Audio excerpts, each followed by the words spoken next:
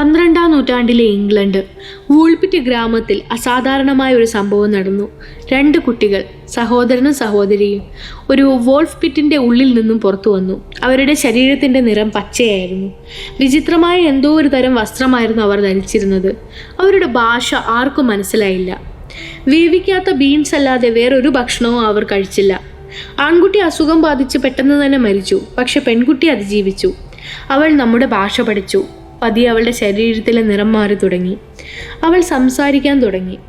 പക്ഷെ അവൾ പറഞ്ഞ കഥ ആരും വിശ്വസിച്ചില്ല. അവളും അവളുടെ സഹോദരനും വന്നത് മറ്റേതോ ഭൂമിയിൽ നിന്നാണത്രേ. അവിടെ സൂര്യൻ ഉദിക്കാറില്ല. ഒരു ദിവസം ഒരു തുരങ്കത്തിലൂടെ അവർ നടന്നു. പിന്നെ വൂൾപിറ്റിലെത്തി.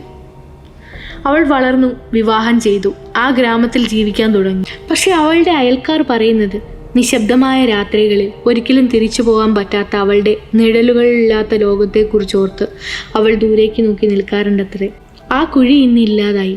പക്ഷെ ചില നാട്ടുകാർ പറയുന്നു ആ വയലുകളിൽ കാതോർത്താൽ അകലങ്ങളിൽ എവിടെയോ ചില കുട്ടികളുടെ ചിരി കേൾക്കാം.